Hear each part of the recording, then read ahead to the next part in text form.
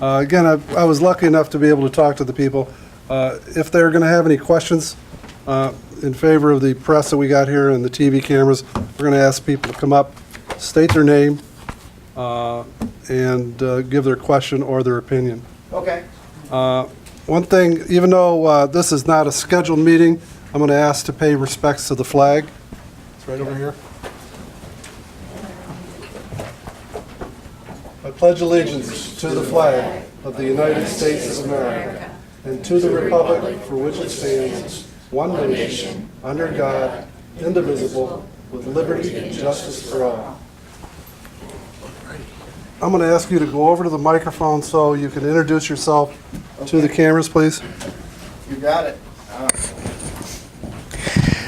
My name is Jeff Axt. I'm a property owner and a homeowner in Brandon Township. I was part of the Enbridge pipeline replacement that went through my property.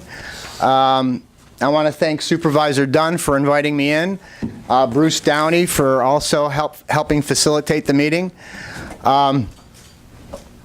And we've given this pipeline presentation now Rose Township, Groveland Township. It started in Brandon, where my property, where my home is located, and we've been invited into Oxford. And there's been some news since we started the landowner meetings. Sorry, I'm catching my breath still from running up the stairs. But before we get into anything in the presentation, I wanted to give you a little bit of background on who I am, because if I know I was in the audience, I'd want to know who this guy that I'm just meeting in 10 minutes, you know, what's his background, who he is, where is his train of thought coming. And that's basically why the packages are so large as well, because I want to make sure that all of the things that I say or I show you and we talk about today are substantiated with facts. One thing that we've done in the since we started this is that we had reasonable arguments for our opposition, which basically I present an opposition argument to the current route. Let me ask this: is there anybody here from the pipeline company, from E.T. Rover? They were invited. I did invite them, and nobody they declined. Is there anybody here? I see the press is here. Is there anybody here from the press? Press? Is there anybody here in favor of the pipeline project? It's just nice to know who's in the audience. Is there anybody here that works for a third party to the pipeline company? All right, we got that out of the way. So I'm going to give you the basic presentation that was given on July 24th. There's a lot of stuff that's happened since then. Namely, Oakland County has been bypassed from the route except for 2 or 3 parcels in Groveland Township. I spoke with Supervisor DePalma yesterday, and while he acknowledged that the route is much better, it's still touching 2 or 3 parcels in his township. So I guess that shows you that there is something to be said still about public opposition or public input to affect change. So to that degree, Oakland County was successful, but the pipeline still goes on. What's important going forward is to create a public record of this shift in route out of Oakland County. So we still think it's important to weigh in, file comments to the Federal Energy Regulatory Commission.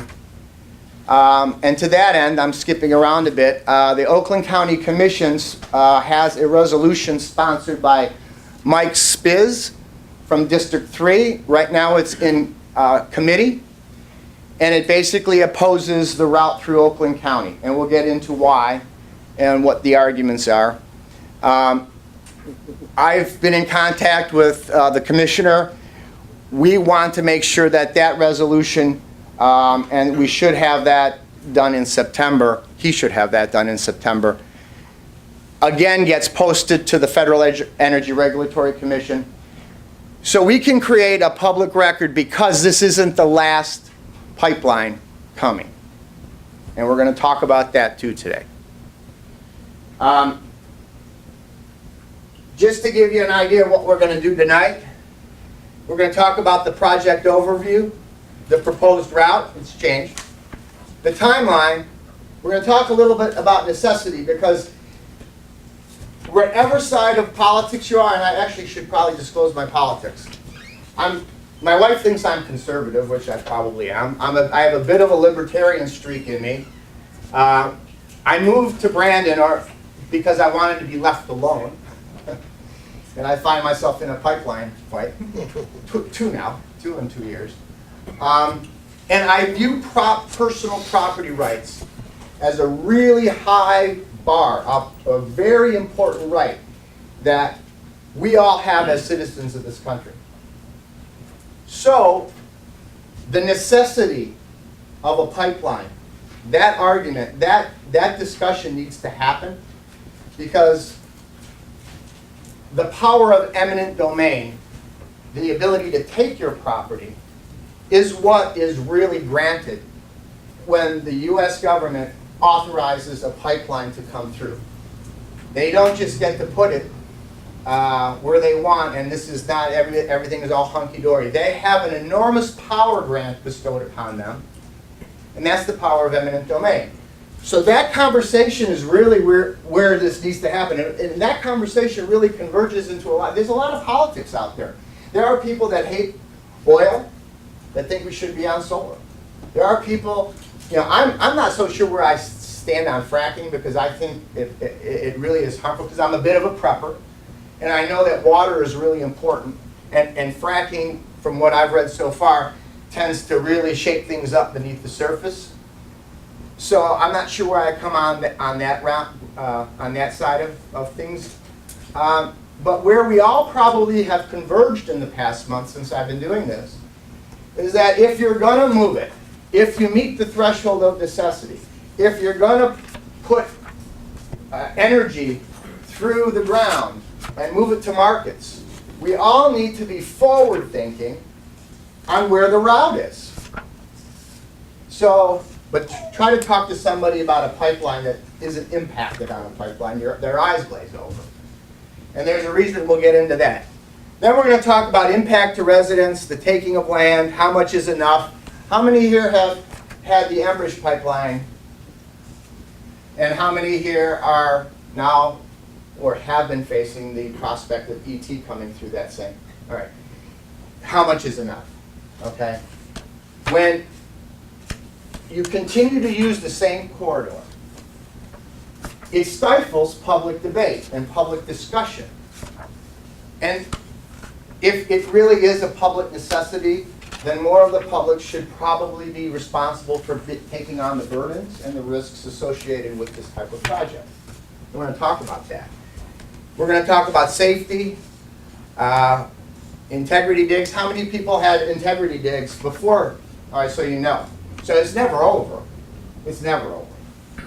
And I know that if I have 100 acres in Brandon, and you think that's a lot. I wanted to buy 200. I wanted to be left alone.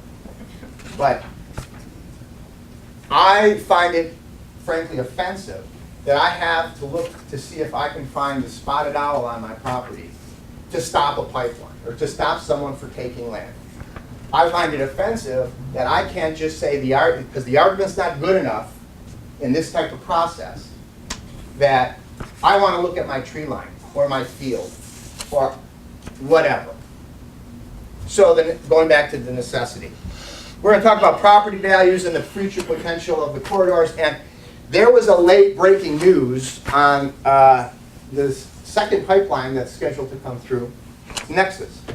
So I ran after those packages were put together, and we're going to hand out this when we get to that section of the presentation. So that's the agenda.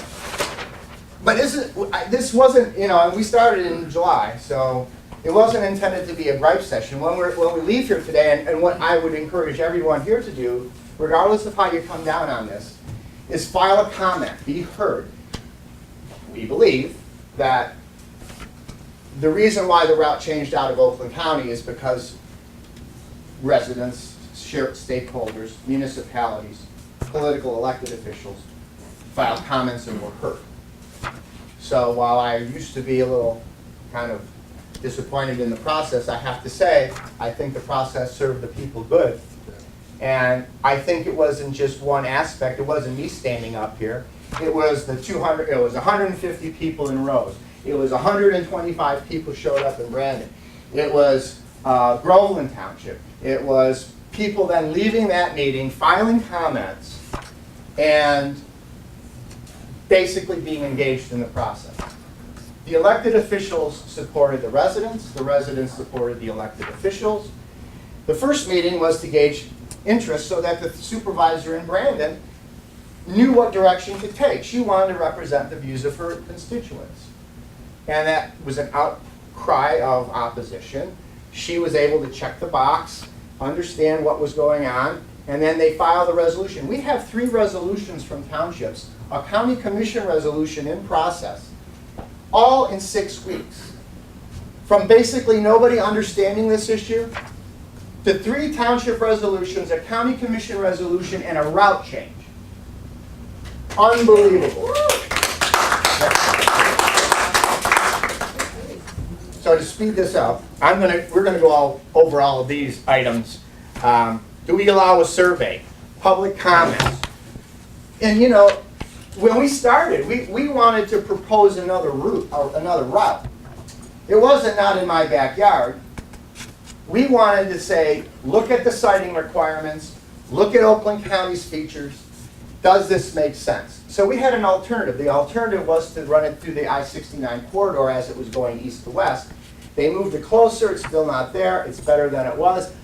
I feel sorry for the people in the other townships that it moved to. And our arguments in Oakland County don't correspond. They couldn't make the same arguments. Going back to, I was speaking about, you got to look for a spotted owl or endangered species on your land. That's offensive.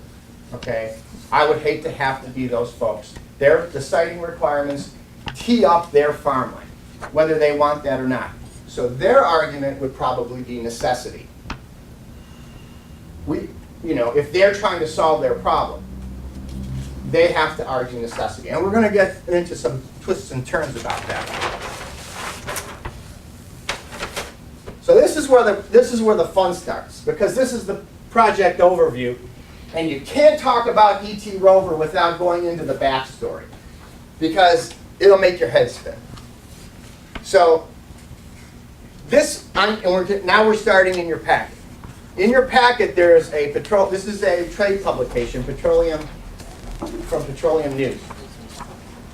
They talked about flushed out of hiding.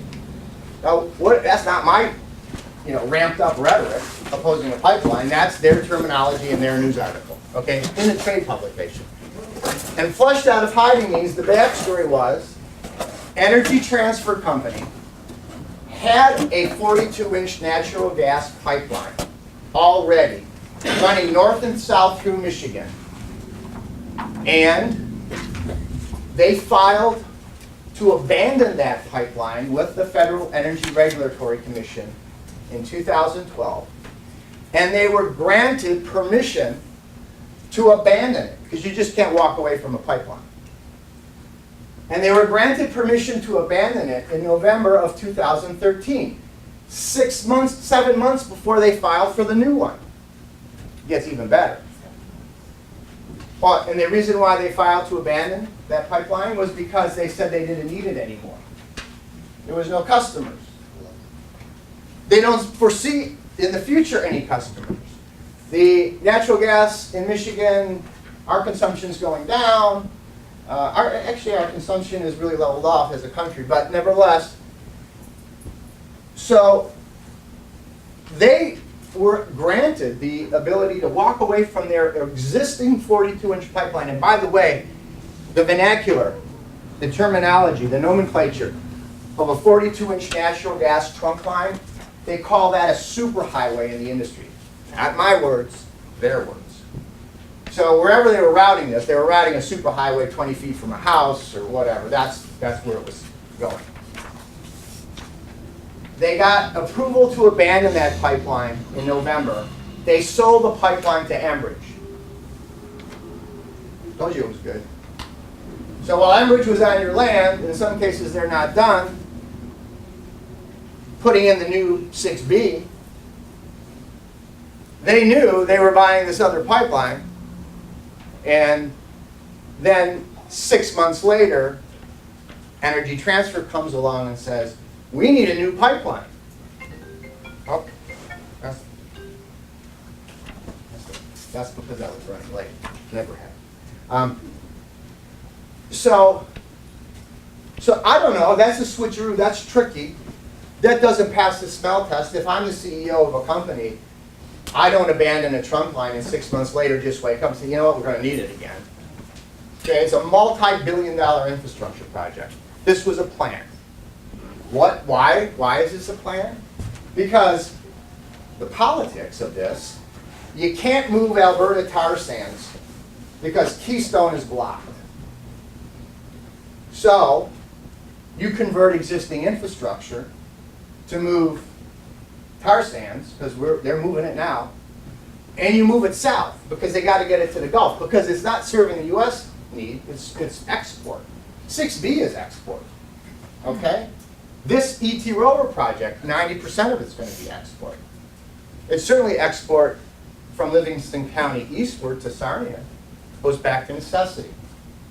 So that's the backstory, and on top of that, the governor of the state of Michigan, and you'll see in your packet, there's the filing, because I don't want you to take my word for it. The governor of the state of Michigan intervened and tried to block the abandonment of that pipeline. His intervention, the docket, the entire file is in your packet. And then this other document here, and I didn't rent as many copies, is the order approving abandonment. It's interesting reading, trust me. That they were granted in November of 2013. Again, factual. Also, who was interested in blocking this was their competition. Because DTE Energy, consumers, they intervened in the case to stop ET from abandoning that pipeline because they were getting, that's their competition, that they were getting supply out of that trunk line.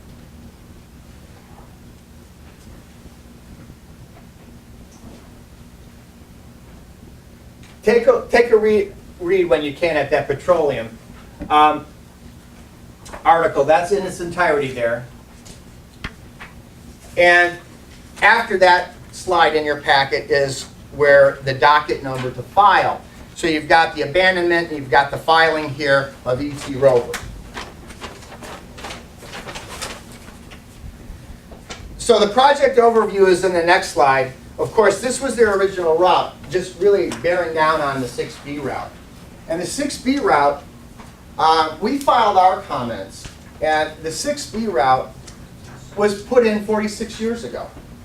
That pipeline corridor was established 46 years ago. And guess what 46 years ago was?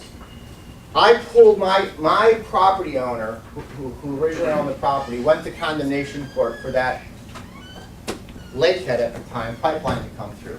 So I pulled that. I actually went down and pulled all the court case on that filing. Lakehead was arguing that wetlands were a preferred area to actually traverse the pipeline route through. Because 46 years ago, we know things are different now, wetlands were considered unusable land, junk. And now we know that wetlands are important elements in the ecosystem to feed water systems, the headwaters. But that's just an interesting tidbit in the backstory. So for ET to come through and bear down on the same route ignores everything we've learned in 46 years, not to mention the infill of development a 46-year-old pipeline corridor would normally have. If you want to be forward thinking, you have to look at the route. If it's going to go through, that makes sense. We didn't think that Oakland County made sense.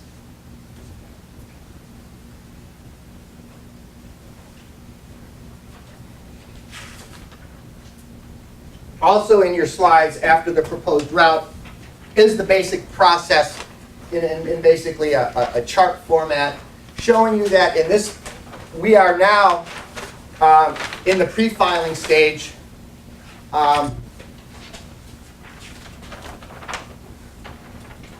We'll get to that in a second. Pre-filing is a relatively new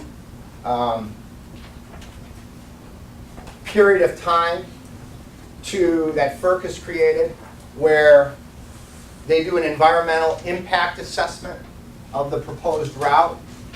Basically, it's try to get everybody's ducks in a row before they go to and get all the opposition out of the way, or the environmental impact assessments done before they file their application, and that is scheduled to be done in January. So let's talk about the proposed route. Of course, we know it's changed, and it was changing while we were giving these presentations a month ago. In the Fenton meeting, who went to that Fenton meeting? Is that what it's close to? You know that? Open house? Yeah, the open house. Yeah. Okay. Well, that was kind of a troublesome meeting for me. And, you know, there were no chairs. And of course, you know, if you told them your property number while you're standing up, they're gathering information. They're, you know, they widen it out. They've got a pretty slick Google Earth imagery program. And what they're doing is, that meeting was to check a box for them. They needed to do that. That's to inform the stakeholders. But they're trying to gather information so they can tamp down their route. They know to go around this house. You start disclosing information. It's all geared to the pipeline company running this thing through the shortest distance between 2 points, get it done. Okay? It was not in the landowner's best interest. I went with my attorney because I knew Enbridge. I lured up, you know, the day I got the letter, and that's the genesis of why these meetings started, because we thought there needed to be landowner meetings so that you understood the backstory. You understood how we got here. None of us wanted to deal with this. I wanted to be left alone. So the proposed route originally followed 6B. They, in their pre-filing application, used the fact that they were following the 6B corridor as an affirmative statement, as a selling point to the route. Well, I mean, I don't know, when you put a high-pressure natural gas pipeline next to a crude oil pipeline within close proximity, and I see John's got some imagery right there, you know, gas explodes and oil burns. Okay, that's just the way it is. Okay, why you would do that, why you think, now they would tell you, and people will tell you, if you have Enbridge and Vector, gas and oil, in the same easement. There are instances where there's there's an oil pipeline in close proximity to a crude oil pipeline, and all I have to say to that is they used to let you take box cutters onto airplanes too once back, a ways back. We don't do that anymore. We want to be forward thinking. We want to do things properly with 50 years of experience. Every day we learn more about everything. I don't want to keep making the same mistake. So that would be, and I also think it's unfair burden to keep, when we talked about that early on, about tamping down and doubling and tripling down on the same property owners with a public necessity project, if that is what it turns out to be. It's an unfair burden.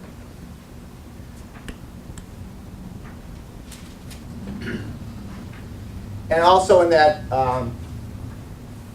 Fenton meeting, you could propose a different route. We did, and they kind of took it. But to propose an alternative route, you really needed to know where the route was. And that's been kind of the rub. They wouldn't provide detailed, you know, really a clear idea of the route, even though they knew it. And if this didn't go our way in Oakland County, Polar, which, I don't know, did I mention I was president of Polar, Protect Our Land and Rights? Okay, so back up for a second again to let you know.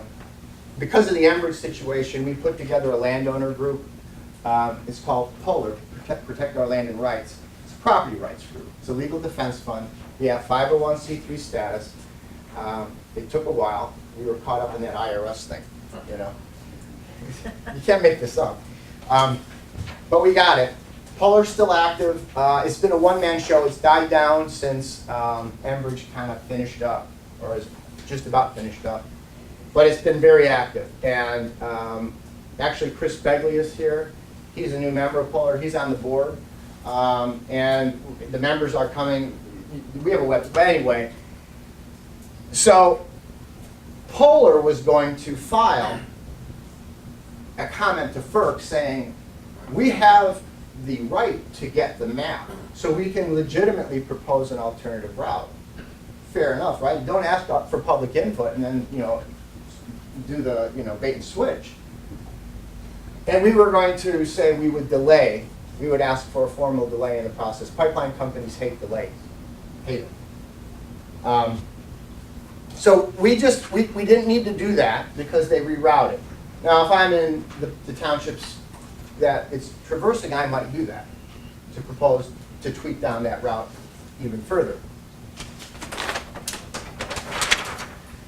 So the timeline, and this slide was taken right from the packet that they gave you in Fenton. It's interesting because the two most important project timeline from a landowner perspective periods are right now, which started in, you know, June 24th when they filed the application through the end of the year. And the other timeline that's hugely important for a landowner that wants to impact the project is in January. And those two were off their slides. So, you know, of course, I guess maybe I would leave them off my slides too if I wanted the least amount of opposition or friction. But from our perspective, those are why you file comments now.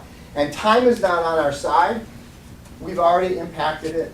So if I'm other townships, other municipalities, time is not on your side. Because with every survey, with every minor route adjustment, they tamp down the route and solidify their objectives. Because they will have impact studies. Yeah, you're going through the wetlands. Well, they've already, if they've surveyed your property already, they've already come up with a way to mitigate the disturbance to wetlands. So sooner is better, sooner rather than later, for the comments. That's why we push so hard in Oakland County, is because, and that's why they move fast, because they understood that way. They were at the meetings, they understood, and we moved some really big mountains really quickly to get those resolutions in, and it worked. Also in your packet, so we can still, again, because we want a public record of this reroute, we encourage you to file comments, and you're going to get sample comments that we put together in your packet. And also here is, in your packet right after that slide, is how to file comments.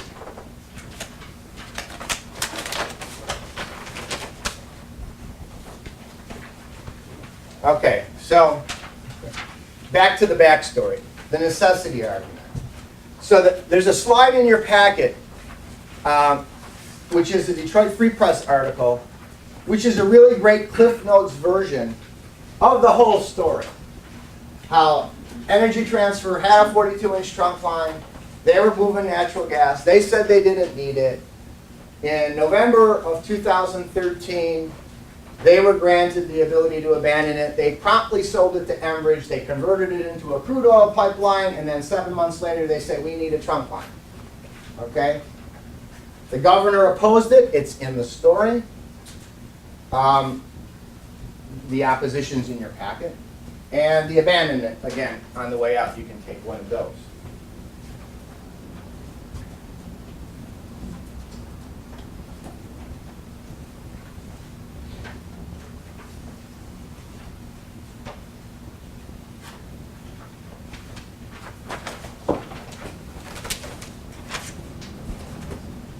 Safety. So obviously with a 42-inch natural gas pipeline, safety is an important factor. In your packet, and a potential impact radius, and that's the nomenclature for if the pipeline explodes, depending on how much pressure it's under, it'll have an impact radius. It'll basically decimate everything around it. And Chris Begley, in your packet, put together a potential impact radius that was actually used in the Brandon Township resolution as an exhibit. Because in Brandon, it was crossing Enbridge twice. So there was a crisscross, and one of those crisscrosses was on my farm. Now, the potential impact radius of a 42-inch natural gas pipeline, this particular pipeline is operating at 1,100 PSI minimum, is 961 feet. Okay, that's a big impact. And we know it's the minimum, and we know we can't figure out what the maximum operating. 1440. 1440, you got it? It was in their new paperwork, but that's for the double pipeline through Ohio. I'm assuming it's the same, but it's a number. Well, we know that we have a range, and we know that we have another document here. We have the actual contract that E.T. Rover sends out in open binding season. Open binding season is a time before they file for this necessity to say we have customers that necessitate us to need to build this pipeline. In that contract, it makes repeated mentions of minimum operating pressure, like their customers at a transfer station need to accept the gas at that pressure or higher at their discretion. So Chris has found, they've just recently indicated it's 1440. Trust me, if they have capacity, they'll use it. 1440, so let's see. 1,500 is 1,122 feet. It's in there, and we did this, and Chris put this together because it was, we don't know. It's, for sure it's 961 feet. Okay, that takes out a lot. And John has these slides, and I have that in a small, we put that in their packet. I mean, did anybody hear that Royal Low gas explosion that killed a couple people, leveled a couple houses? It was about a year or two ago. It was like 12-inch pipeline. Okay, this is a super highway, not my language, their language. And it really makes a significant impact. Also, in your packet is the regulation that describes the potential impact radius calculation. And so, again, to corroborate the presentation, I'm standing up here and just talking. But when you go home, you can corroborate that Chris's chart, along with the regulation, along with their operating pressure in their application, corroborates it'll be 961 feet to 1,500 feet. That's a big area.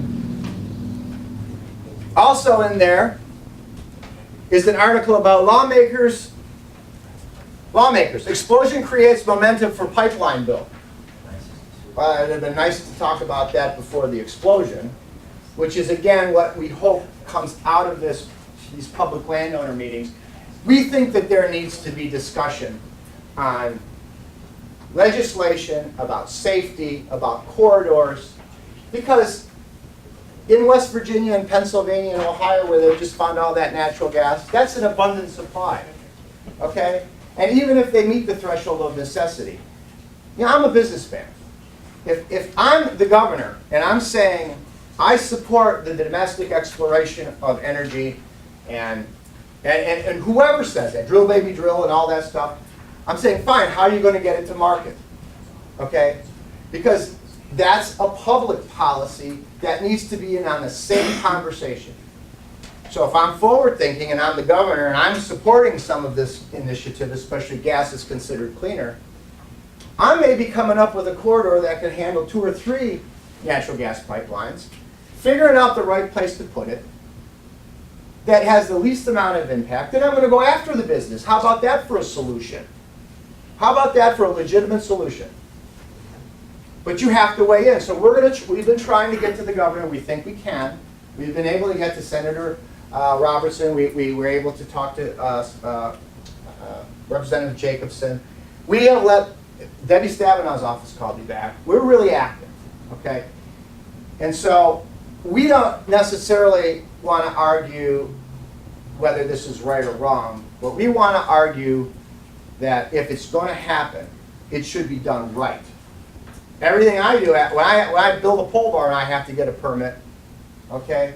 And we're being told, well, we don't put it over here, don't put it over here, don't put it. So why in billions of dollars of infrastructure do you not weigh in on where it should go and maybe go after the business? Because Michigan's a pass-through. Michigan will be a pass-through, and in the foreseeable future it'll be a pass-through. Also in that slide, in your packet, is the Federal Register about establishing the maximum allowable operating pressure. So that's all information in that area of the packet that supports the potential impact area. But listen, if you're running it through residential areas, that potential impact radius will take out everything in its path, lives, safety, and it's actually a national security concern. So, I mean, if you have a high-pressure pipeline next to a crude oil pipeline, and you can cause mischief, and that thing explodes, it ignites, and the oil's burning, and it gets into the water supply, and on and on and on and on and on. And I'm a conservative guy. I'm a conservative. I'm a prepper. Okay, I don't want my water supply. I can live without a lot of things, but water I cannot live without. So to establish the correct corridor, we want to put. We want our elected officials to weigh in on if you support it, put it in an area where it's the right area, not running it through a corridor that was established 46 years ago that is through a bunch of water. But Oakland County has, I read one time, it has the most water features in any county in America. Is that true? The lake within every mile in the county. Yeah. That's true. It's just insane. You don't do that. Listen, they have an Enbridge pipeline under the Mackinac Bridge. You think that would ever get built today, in today's day and age, under the Straits of Mackinac? No, they run it around. It's going to cost the pipeline company more. But let me tell you, a pipeline transporting natural gas or oil is the closest thing to making money on trees you're going to get in this life.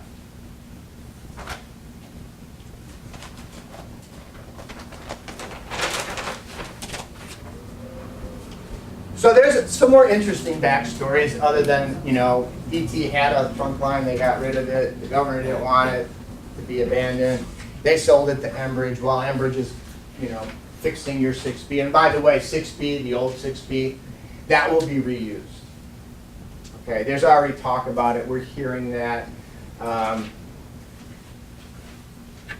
That's the reason why, because I know specifically from Brandon Township, that Brandon Township joined, we sued Enbridge, Polar sued Enbridge, to get them to comply with all of the local ordinances and requirements to construct a pipeline. They did, for example, in Oakland County, they had $10,000 bond to cross one of the major roads. $10,000, that's what my lawn contractor has, $10,000 bond. Okay? They were using permits from DEQ from the integrity digs after the Marshall incident to then use those same permits to install the new pipeline. Okay, we had the FOIA things. So Brandon Township asked them for an assurance because Brandon Township joined our lawsuit and the Michigan Township Associations filed a brief in support of our lawsuit, and it wasn't to stop them because it was too late the way they did it. It was too late to stop them. But it was to make them do it the right way. Because again, our group isn't radical. Our group is doing it the right way. Our group is saying, I gotta follow the law, you gotta follow the law. Okay, that's where we seem to be the middle ground from environmentalists, the property rights people, the business, the electeds. We seem to be the middle ground. And our arguments come with solutions.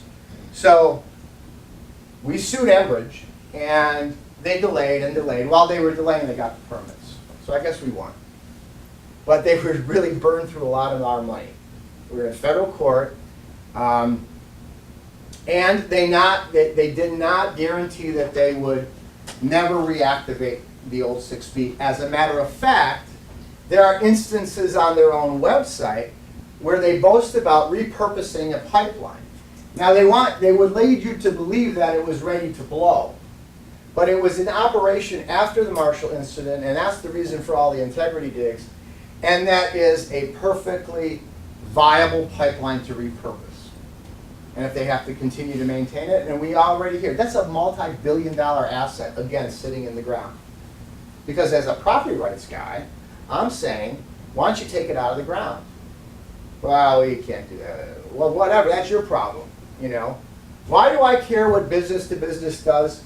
And I want to reiterate that point. I'm a businessman, I own retail stores.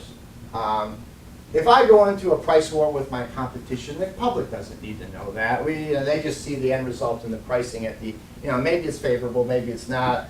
I do things wrong, I'm out of business. Why I care what pipeline companies do behind the scenes, why it's important to know the backstory, why it's important to shed the light is one reason, and one reason only. Is because everything they get the power to do gives them the power of eminent domain. Take your land. That's the reason. That's the reason why I care. It's the only reason. I don't care if my enemy of my enemy is my friend and they have alliances and they doing all this. I don't care.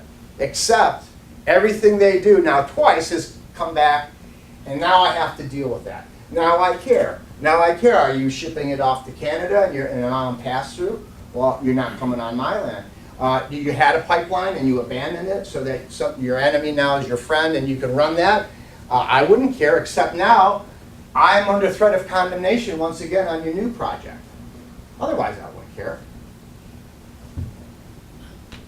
So anyway, I got off track because you can see I'm passionate about this stuff. And so 6B, there is a high probability that it'll be used someday in the future. They would have had you believe it was ready to blow, and it did blow. But they'll reuse it again, and we're hearing talk, and this happens all the time. Yes, sir? Did they put this is Enbridge, did they put the new pipeline in just so they have new capacity and still have the old capacity if they reinitiated 6B? We hear that they're going to reverse it. They're going to reverse it, and it's going to go east-west. And they're going to run Alberta tar sands because they need to get it to the Gulf. And maybe it ties into the E.T. Rover trunk line. It's all speculation. I'm telling you it's speculation because everything up until now, I'm telling you facts, and I have that's why your packet's like that. But that's what we're hearing. Now I'll tell you what else we were hearing, that there's another pipeline slated to run through from DTE, and we're going to get to that in a minute, and that's your next packet here. And that bore out to be true in just 6 weeks. That's right, they told us they could no longer maintain the old 6B, so that's interesting. No, it's, just mark my words, but that's not why we're here. So, the next slide in your packet is an article, the potential impact radius and property values. Because I've heard over and over and over again that the pipeline easement on your property doesn't really impact your property values. As a matter of fact, I can never win that argument with the tax assessor in the township. Okay, never. All right, and they'll come up with statistics, and they'll come up, and you know what? But it's just common sense that you got 50 feet less, 60 feet less of land to use, and then you got another one coming through sooner or later. I mean, I'm not building my house anywhere near the pipeline. I mean, I'm fortunate enough to have enough acreage where I don't even see it, okay? But I'm not the norm. It really restricts your access. And let me tell you about a pipeline corridor and property values.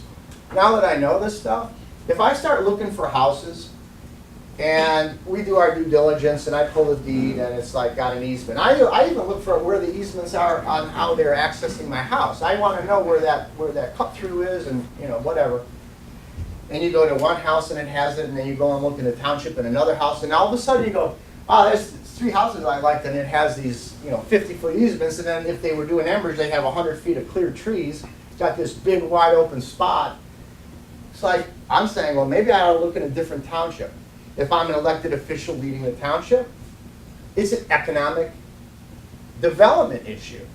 I don't want it to be a corridor unless it's really serving the public good, or if it is going to be a corridor, I want to have a heck of a lot of say in where that's going, not the shortest distance between 2 points.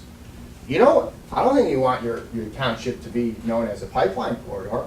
But getting back to the slide, Jeff? yeah, I'm Jeff Hogan with County Press in the Pier. yeah. Do you mind if I ask just a logistical question? You know what, I'm gonna interrupt you just for a second. For the sake of people that may want to watch this on TV, I'm gonna ask anybody to ask a question, to go up, state your name, so we can have a good record of it, for now and for the future.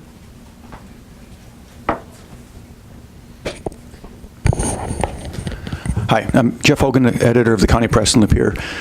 My question, I guess, is listening to your presentation in this packet, and forgive me if I'm a little Johnny-come-lately, but you're saying this pipeline is to bring tar soils, or tar sands. Is that, the route, I see this map, it looks like it's going from Sarnia then to Ohio. How does that, Okay. where's so this going? if- let me back up. Okay, There's 2 pipelines that we've kind of crisscrossed in the conversation here. There's an Enbridge 6B pipeline that ruptured in Marshall, Michigan, and that pipeline ran from Chicago area through Michigan all the way to Sarnia, Ontario. They fixed it, but then they said it was necessary to put in a new pipeline, and they ran a new one next to it. And that was under construction. Matter of fact, there's still parts that are still, they're finalizing construction. That was a slick move on how they got that, but those are the 2 pipelines. Why we're here tonight is because E.T. Rover is Energy Transfer Company, Rover Pipeline, has proposed in June to construct a 42-inch natural gas, 42-inch trunk line from the Marcellus Shale deposits in Pennsylvania, West Virginia, and Ohio, through Ohio, coming through Michigan, following the Enbridge 6B route, the crude oil pipeline. And you're right that you notice, and you're taking notice of, it looks like it's going, well, let me tell you where it looks like it's going to me. It looks like it's going to Canada. And it is going to Canada because the last transfer station is in Livingston County. So it's not supplying us, Michigan, the United States, any natural gas east of Livingston County. We're a pass-through, tying back it around to the argument of necessity. It doesn't rise to the threshold of necessity. When you're exporting gas, and your ability to export it allows you to take people's property, and you get easement value for your, that's just, it's horrible. So that's why the intersection with Enbridge and ET is, because they used as a selling point that they would follow the Enbridge route. Now Enbridge is offloading their oil to Canada as well. It's going to the East Coast. It meets up with Line 9 in Toronto, and it goes to the East Coast. That's a fact. Why do they have to come through Ohio, Michigan, and Ontario? Why don't they process it in Pennsylvania or Ohio and distribute it from there? Yeah, that's a great question. So they have to move it because the customers that they need are in Canada. They're moving 90% of their capacity right now is slated for export in their open season. Okay? 90%. So it's going to Canada because Canada doesn't have natural gas. We have it here. There's the Vector pipeline that supplies natural gas. Matter of fact, we have a pretty good supply of natural gas at our disposal here in Michigan. This is why it's offensive to me as a property rights guy. And this is why I care what business to business does. because you have the power to take my land, put me at danger, put me at risk. I'm being given the double talk. And you're really coming through and selling it. And you're selling it and I don't have any benefit except you just destroyed my life. That's why I care. Now, if it was really truly, listen, I'm a pretty patriotic guy. If this was really serving the U.S. and the U.S. needs, I think you get more elected officials. We needed to be, as a country, as a state, figuring out, this is an easy thing to figure out. How are we going to get gas from Pennsylvania to different parts of the country that need it? That's not the conversation that's happening. They can't have that conversation because none of it matters. It's to export it. It's India, China, all those people that need energy. That's why, as a property rights guy, I'm very opposed to any of this that doesn't meet the threshold of a necessity, of a public necessity. Listen, this wasn't just about pipelines. It's kind of how I'm wound. I used to see on TV when government agencies would try to condemn little motels on the beach because they wanted to put a high-rise in and generate more tax revenue. You're going to have to wait till that man dies, or you offer him enough to sell it, because you cannot, it's unjust, to take his property. It rubs me the wrong way. I was involved in this kind of, I wanted to used to fly down to Florida. It was a Florida case last year. And it was, you know, that's who I am as a person. And I always thought that, you know, given the right opportunity, and I had this thing coming through my land, and I started Polar, and I have this thing coming through my land again, and thank God we got the route moved a bit. But, you know, and we were helping landowners, because I would want somebody to help me. And that's what my dad always taught me. What goes around comes around. And so I guess I'm living. And by the way, I have a 7-week-old son here. He's been to every pipeline meeting. The first one started, he's 7 weeks old. And my wife is here. I've been lugging him around here. And okay, so this, getting back to the slides, the potential impact radius and property values. This is really cool, because this article debunks the tax man and the real estate theories that an easement and a pipeline and an infrastructure project across your property doesn't matter. Your property's still worth that. So this is a letter to the editor. It was in 2012, and it was written by Kirby Albright. Talk about this incestuous relationship with this pipeline. It's like, I feel like he was the attorney that I was up against in my battle with Enbridge on the 6B replacement project that occurred 2 years ago. He was representing Enbridge. He's also part of the International Right-of-Way Association, which is that, the group that takes your land, and they're the ones that help people to surveying the rights of ways. And he is telling you that if it's disclosed, it certainly has an impact on your property values. Now, I'm going to take his word for it. I'm not going to take the tax assessor, because frankly I can never win the tax assessor. But this guy has represented the oil industry his whole career. He's a Lansing attorney. My attorney knows him, because I have a Lansing attorney. Okay? I have emails. So this guy is telling you that if you disclose it, now I don't know if you've sold property recently, but there's a disclosure statement that you have to fill out. I'm not going to lie, it'll come back to haunt you. I have a pipeline on my property. Okay? That's going to impact your property values according to Kirby, and according to us, and according to common sense. Okay? Also, the Pipeline Safety Trust is a pretty good resource for pipeline issues. They also confirm that. They also cite the article.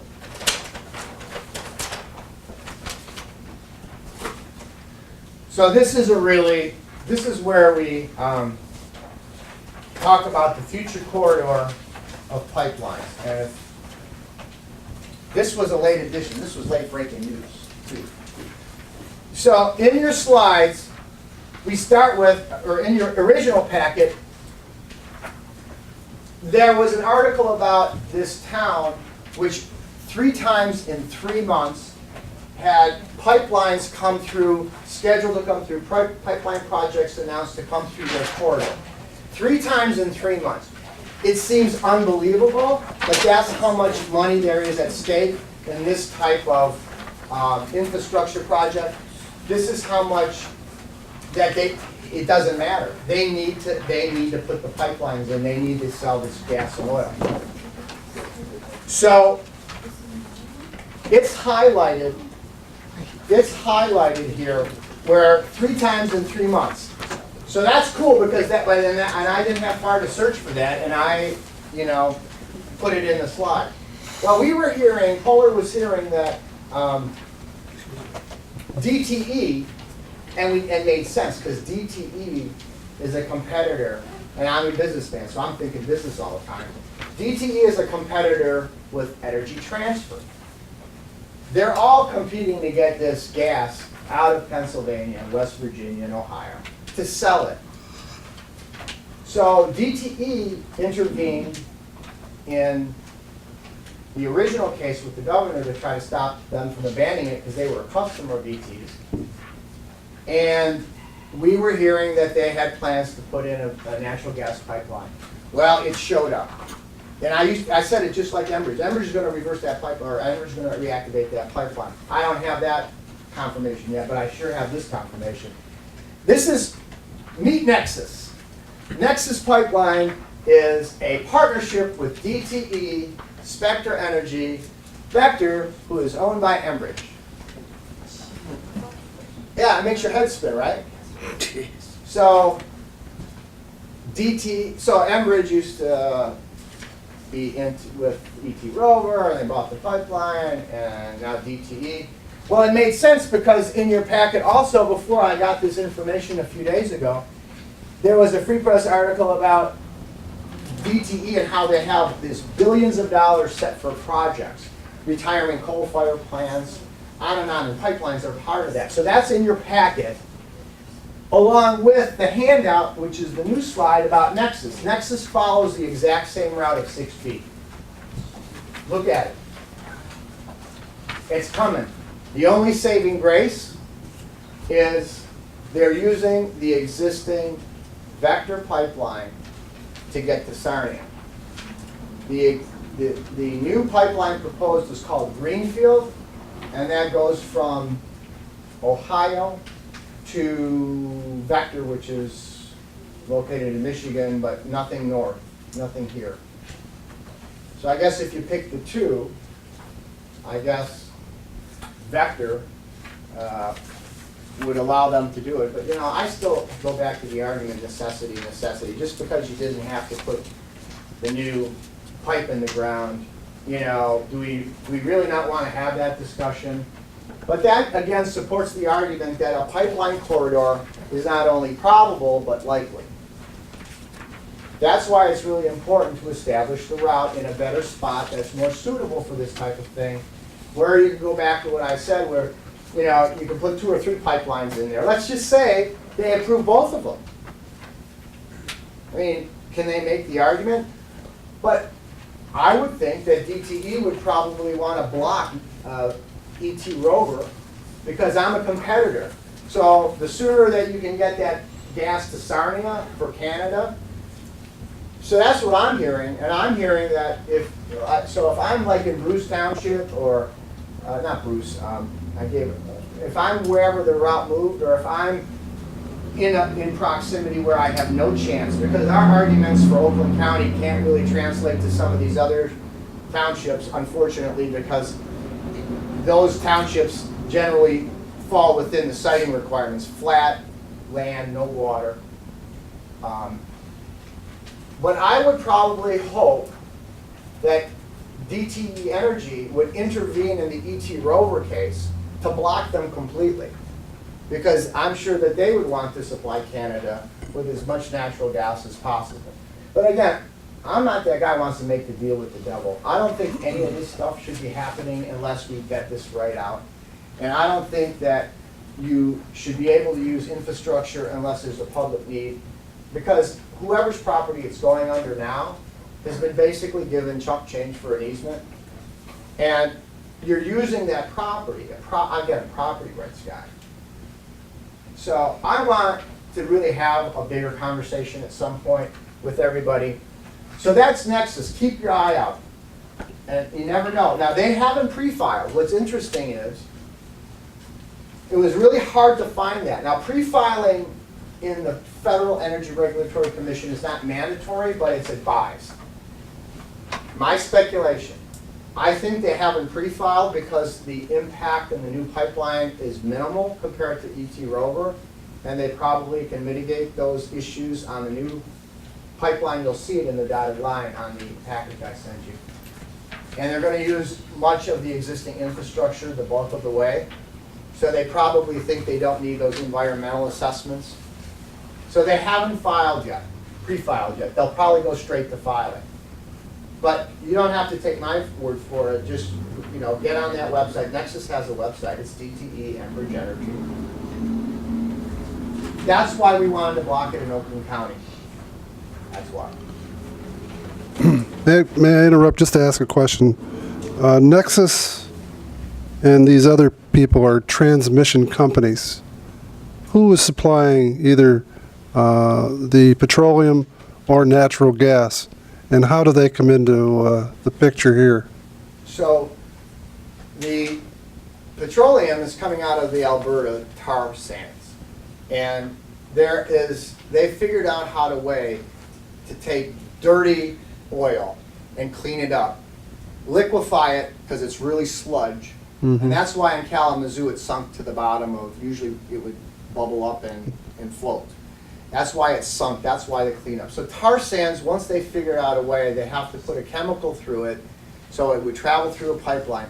So that product comes out of Canada. That's a oil boom town in Alberta. So the gas is owned by the Canadian government? Now, I don't know if it's the Canadian government, I think it's... But I mean, somebody owns the place where all this natural gas is coming from.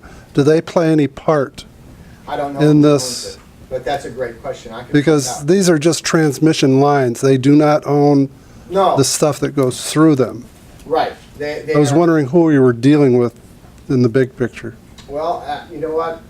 And will the federal government come and say, this is something the nation needs, we're going to do it no matter what, and have them shove it down our throat? Well, in the Marcellus Shale in West Virginia, Pennsylvania, and Ohio, that is what we need to find out. Who is basically responsible for the product, for the origination of the product. You're right, there are transmission lines, but I thought, I'll have to check. I don't want to speak. I have so many good facts, and I've like vetted all my stuff, so for me to then have one misstatement, it would just diminish everything. I'll find out. It's nice to know who you're battling, You're right, you're right. because we're talking billions. I know. Well, it's really funny. Guess who was on the board of directors for Enbridge Energy while they were coming through Michigan? Barack Obama. No, no. No. Former Governor James Blanchard. Really? Governor Blanchard sits on the board of Enbridge. You would think he would have the state's best interests in mind. This is not, I'm not some kind of a genius. I just have an extraordinary amount of time devoted to this because I'm ticked off. So you can find this, you just go to their corporate filings. You go to their board of directors. And now I have a little more time because my 7-month-old, I'm up in the middle of the night, I'm at the computer and I just, what's going on, my head's spinning. But that's the reason why, and I don't want to get into Enbridge because I'm actually, but you got to stay vigilant is the point. You have to stay vigilant, you have to pay attention, and we need a policy that is a forward-thinking policy. Listen, the environmentalists are going to say we don't need any of this, and we should wean ourselves off of oil and blah, blah, blah, and then the president is pretty much he's blocking Keystone, and his political fallback is natural gas, and, those arguments are really big. And I'm not going to impact them that much today. And in the meantime, while all those arguments are happening, this stuff's getting done. And pipelines are going through. And people are being put at risk. And corporations are moving it for export, and they're taking your property. And so where it's all kind of converges is on property rights and getting the electeds to do something they can impact, which is finding the place to move it, while the other big arguments are happening. Because if we wait for the big arguments to get solved, there's going to be a spider web of pipelines through every area that is a required pass-through, and it'll be too late. And that's just unfortunate in 2014 for that to happen. And we look to the people that really are supportive of this type of domestic exploration to step forward and to put down plans for infrastructure that moves it. I mean, you know, I don't know, 100 years ago they were planning the freeways. Did you just plan them everywhere, or did you kind of like match it with the growth and you tried to look forward to see where the growth was going to put? You weren't putting a 5-lane highway somewhere just because you wanted to put it, and the public would have went crazy because it's in the ground. And see, that's again the strategy here. If I'm a pipeline company, I want to keep destroying the same 300 people that the pipeline went through. It's a logical strategy, because I can't talk about pipelines to anybody that isn't impacted, and they don't, because they don't care. They don't care. But if we had a bigger policy, if we had a bigger conversation, because everybody would be exposed to possibly having a pipeline and the taking of their land, doesn't that make sense? That everybody gets in it and we work together and you figure it out. And if I'm a proponent of natural exploration of gas, and I don't talk about how I'm moving it, I mean, I really think they should talk about necessity, because the current law says you have to meet this threshold for me to be able to take your land. I don't have that power. That's an awesome, awesome power.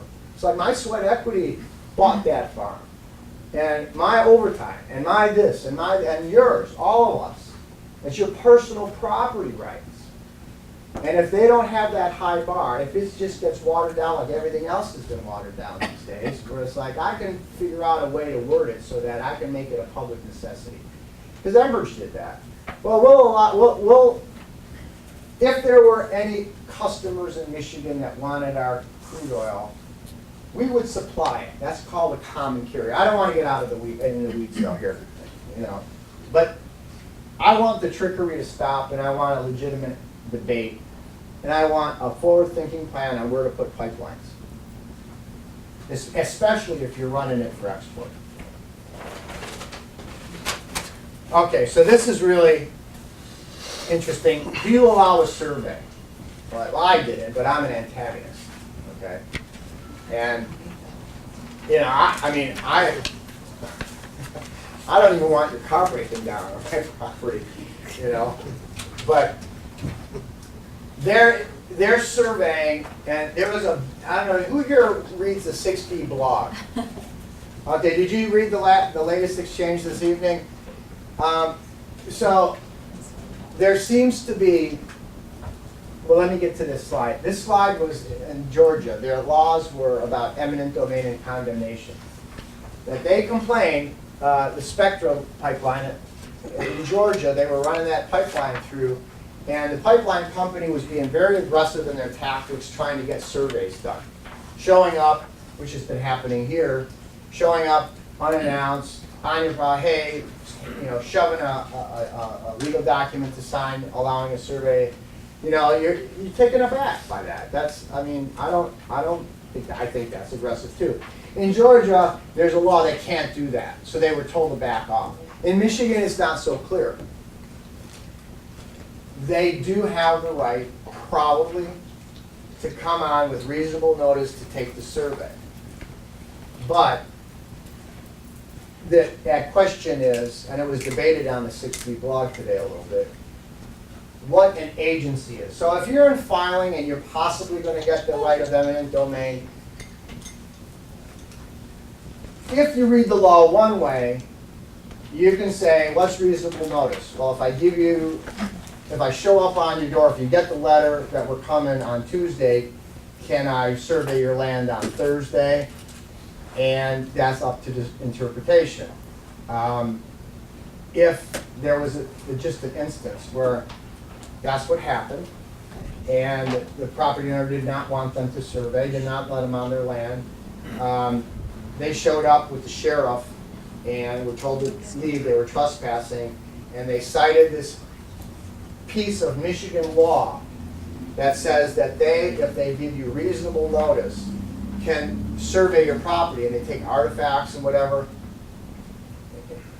sampling, soil borings, those types of things. They're getting their ducks in a row, get this pipeline through. So, okay, I lawyered up. What you would do if you got a letter, I don't want to make it easier for them. I wanted to oppose the route. I wanted to oppose my property. I wanted out of Brandon. I wanted out of Oakland County.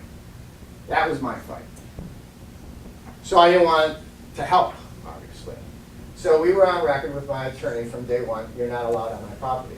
If you're going to take us to court, we'll go to court. It was a formal exchange. So now legal's involved. If they're on my property, it's a trespass. They have to take us to court. Not every landowner is going to do that. Where the rub comes in is about agency. So it says an agency can do this. Some people argue an agency is a government body, a municipality, an entity claiming eminent domain has the right to survey.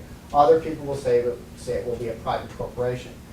I don't know about you, but this is ripe for a judge. And I'm not afraid of a judge unless I was a DUI victim, okay? I would want an impartial third party to hear my argument. For sure you have the right to request a copy of the survey. The document that ET is giving you is in their best interest.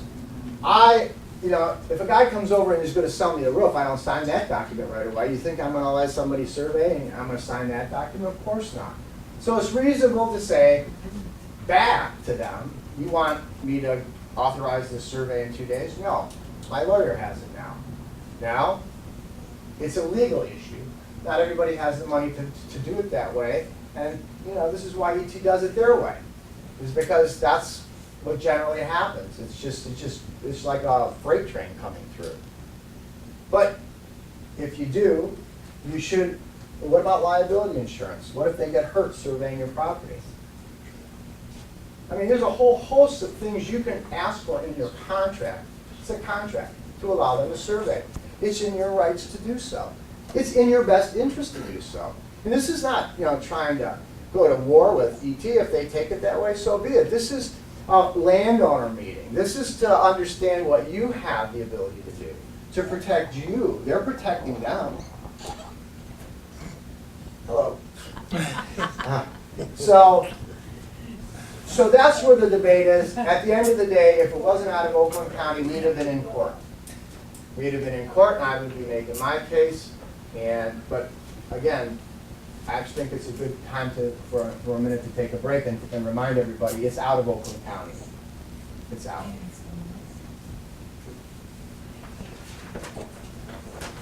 Do you have a question, CJ? I was just wondering, what is the verification that's at Oakland County? It's posted on the FERC website. It's a public document. It was posted on Monday. And as a matter of fact,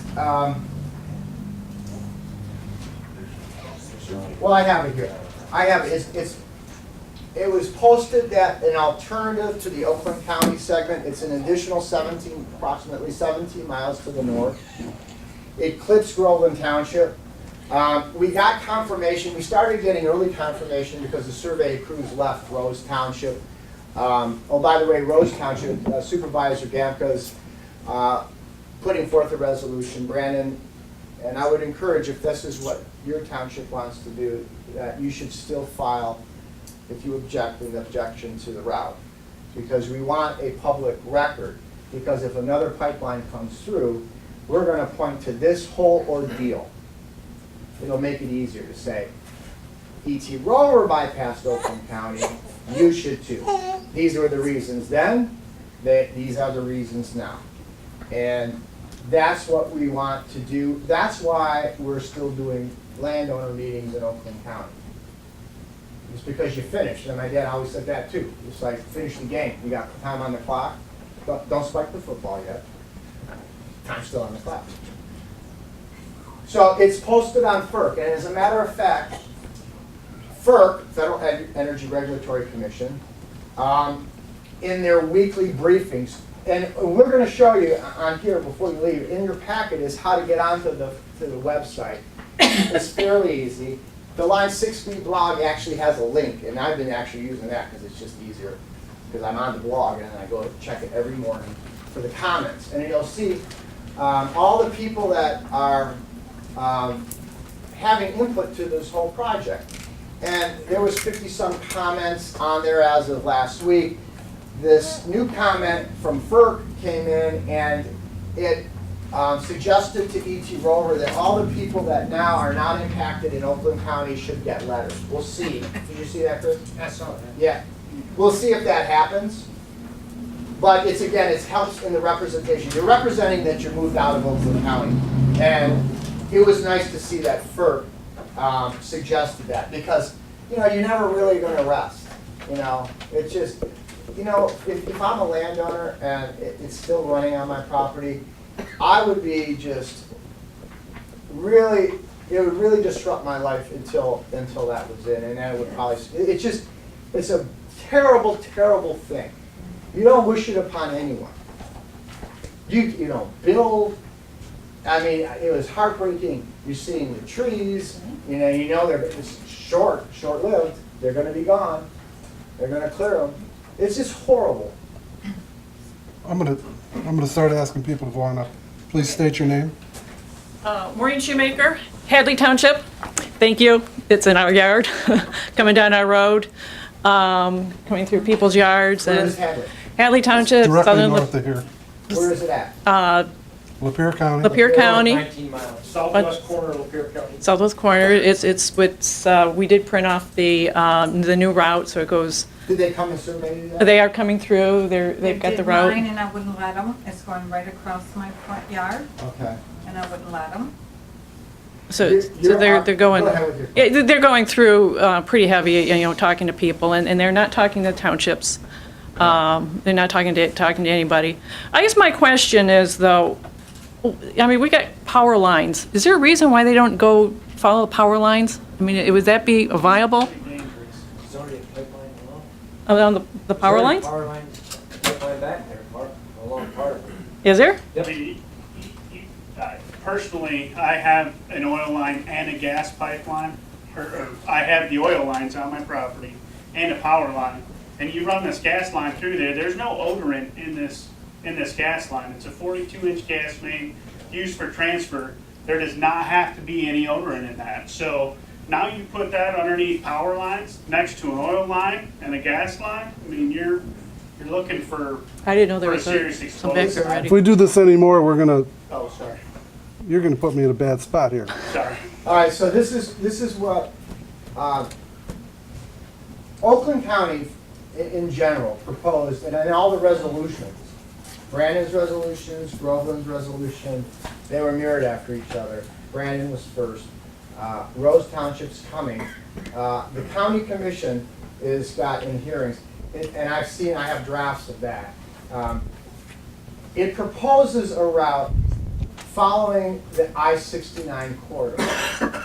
So the deviation that we've seen posted onto FERC goes north, and then some, as it goes east, it touches, it really kind of hits 69. And then it comes back. It looks like it's bypassing much more of Macomb County as well. This is a horrible position. You need to know what the position is of your elected officials in your township. And the arguments we made for Oakland County aren't the same in other counties and townships that have, is your land flatter, drier, and more farm fields? Is that? Well, there's farm fields, but the proposed route crosses the creek several times. I mean, The creek? oh, yeah. There's two. Oh, yeah. Watershed. Watersheds, absolutely. Which one, the Flint River watershed? It's a Flint Yeah. River watershed, yes. And it does the same creek. It goes Okay. back and forth, follows the creeks Right. and part of it. So Oakland County had critical mass there. And then, of course, in Brandon Township, their resolution. And by the way, the resolutions are posted on the website as well. So you can see that. Your elected officials can see that. If you look at the, go ahead, man. On the 60 blog website, Yeah. that's where they're posted? I've lost control. No. All of the public documents that are posted relating to ET Rover are available on the Federal Energy Regulatory Commission website, FERC. And every day they update those. All the county resolutions. So if you look at the siting requirements that the Federal Energy Regulatory Commission has to say, if you're going to put in a pipeline, this is the preferred area. It really worked in Oakland County's favor because it was just critical mass of water. It was, yes, because Oakland County that's just the characteristics of the county. It's not as good as I mean, when I did the Bruce Township town hall, it's like, you can't use these arguments here. You really have a necessity argument because you're kind of like in the crosshairs of the fruit. That's why part of this presentation is about really the bigger conversation that needs to be made, which is the need. It's really a pass-through. So maybe your argument is on necessity, but I keep, reiterating that we're hearing that DTE Energy is going to intervene on the project in total. And this further, the last handout I gave you kind of substantiates that. Swing in a prayer, I guess, but you have to figure out I don't know the characteristics. I'd be glad to talk to you further. I mean, I'm a pipeline guy. I'm a property rights guy. But this was geared for Oakland. But I would be sure that the necessity argument at some point should be made. Brandon Township made the necessity argument too, that if it, we don't think it meets the necessity because it doesn't supply Michigan with natural gas east of Livingston County. You shouldn't be able to take land, Oakland or otherwise. That's a separate resolution. Maybe that needs to be your township's resolution, and maybe that needs to be further explored as the real big statement. I'm going to ask people, I've lost control of you guys. You're really, could I just have the people just stand up in their place and give their name and where they're from so we can, I'll give in to you guys.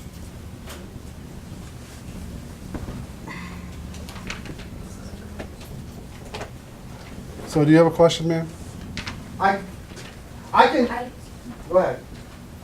Your name? My name's Laura Wilson, and I live in Oxford. Okay. And this is the first I've heard it's not coming through Oxford or any majority of Oakland County. But I also had read that a neighbor of mine was told he wasn't, but then they were, then they wasn't. So how do we know? Okay, because it's been posted on FERC, on the Federal Energy Regulatory Commission. And that's it? It's official? No, well, it's official that they have identified a new route. And I guess, never say never, I guess, but they've moved their whole crews out of Oakland County, and they're hitting it hard in the other counties.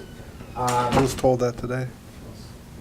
I think it's pretty safe to say it's a good shot that this will stick. I think it's mostly because Oakland County had really good arguments. And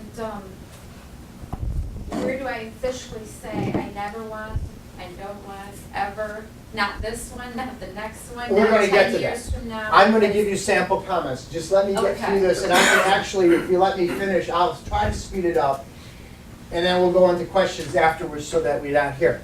So I told you at the beginning this wasn't going to be a gripe session, and we were going to give you an action plan when you leave here. So to your point, It'll never happen. I don't want to. To your point, there might be some ideas about where your townships. So these are the siting requirements for FERC. So if you're going to build a pipeline and you got to get approval from the Federal Energy Regulatory Commission, these are the guidelines on where they would prefer, where they want you to put it. These types of conditions, these types of environmental, they're put here to lessen the environmental impact. So it really made a good argument in Oakland County to say, when we read this doesn't make sense to put it into a corridor that was established 46 years ago.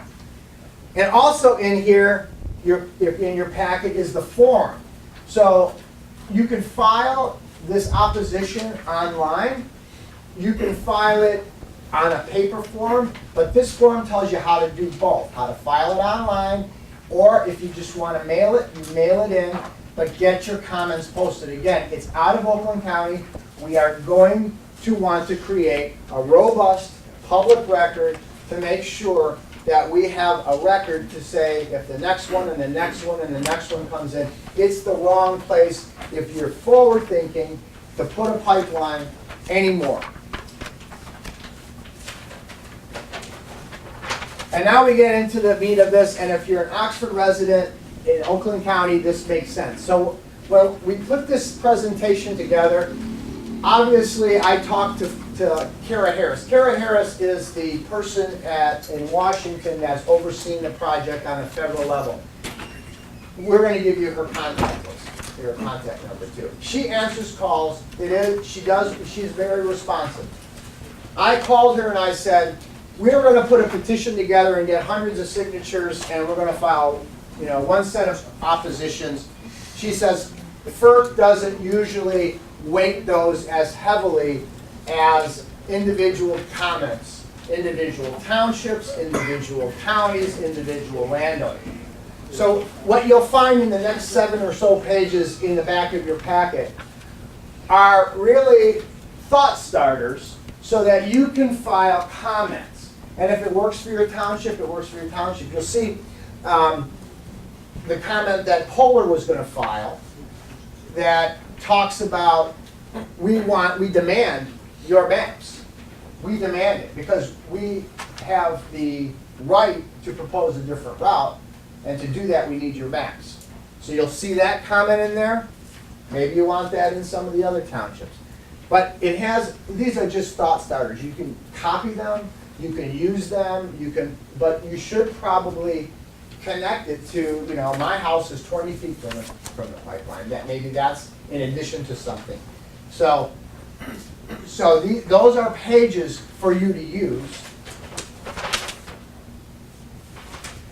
For example, in Oakland County, the population in Brandon Township when 6B, when the crude oil pipeline went through, was 4,000. In the 2010 census, it was like 15,000. Okay, so that infill occurred. My comments. We have an affidavit from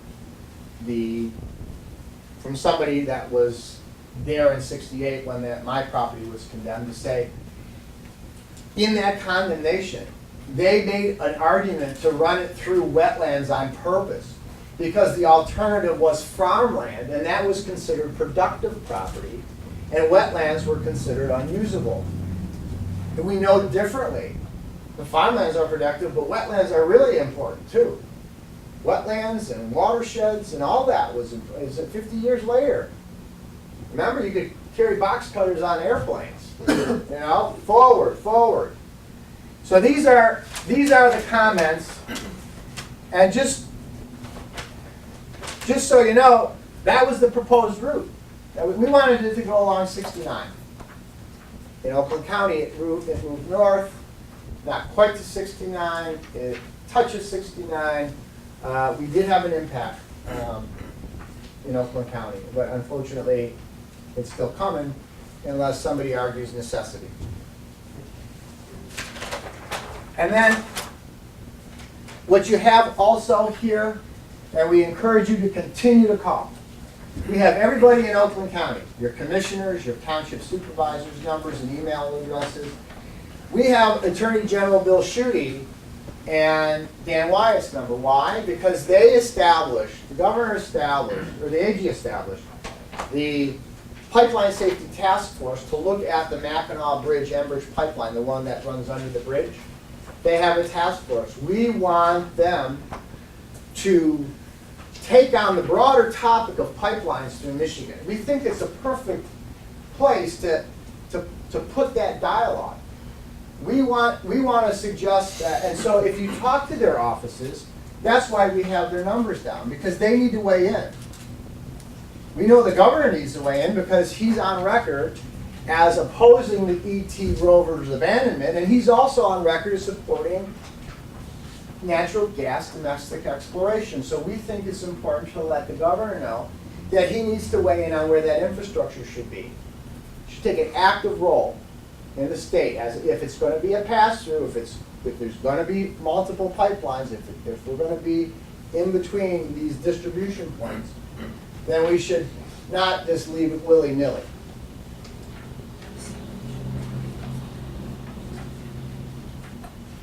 But we've made significant progress. To say in 7 weeks you have Rose, Groveland, Brandon with resolutions. You got an Oakland County Commission, thanks to Mike Spiz, that has a similar resolution in committee set to come out sometime hopefully in September. And then you have an actual reroute around the county. It shows what you can do when you have everybody pulling in the same direction. So Kara Harris is the project manager, the lead project manager. I have to have her number. It's 202. I don't think it's on your copy, is it? This is her cell phone, by the way. It's still working, too. I called her the other day. 202-502-6296. She's been very helpful.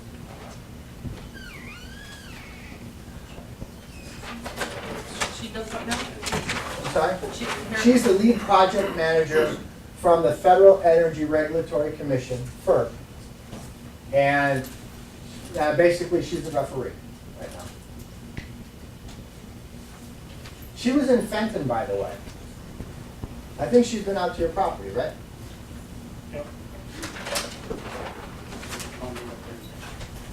And the rest of the slides here are basically what we were going to do. We kind of accomplished those things, and so you could probably get right to questions. But guess what?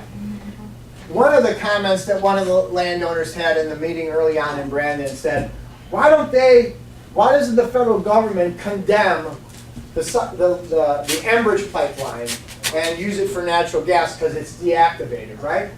Well, I'm not sure it fits with the argument gas next to oil, but it's an interesting it was an interesting comment that I put on the chart, because the pipeline companies never are under threat of eminent domain. They're always the one taking.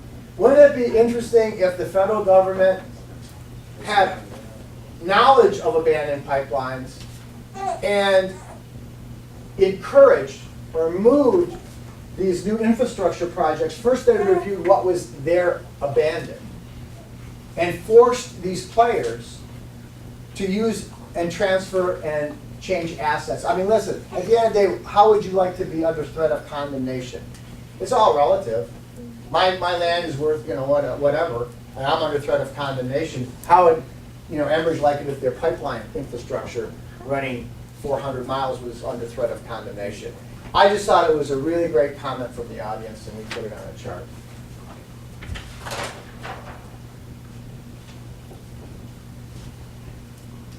Oh, and one last aside.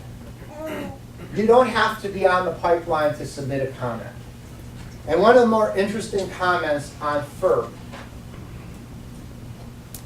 was from Gary Wall, who happens to be the Waterford Township Supervisor. His township isn't impacted at all by the pipeline. But Brandon Township, along with Groveland, in their resolutions, sent their resolutions to Senator Stabenow, Governor Snyder, to all the commissioners, to Elbridge Patterson, and to all the townships within Oakland County. And Gary Wall wrote, he felt compelled to weigh in on this. And I thought it was just really interesting. We are a nation that thrives, this is Gary Wall's comment, we are a nation that thrives through the use of fossil fuels. We've had issues in our own community over the potential for drilling for oil wells. It appears that Brandon Township Board of Trustees has done its homework and researched this matter extensively. I would like to recommend that for once, listen to the people who have a vested interest in a community. The Board of Trustees has been elected to represent the voices of this community. After reading their resolutions, I find it hard to understand why this pipeline is even necessary in the first place.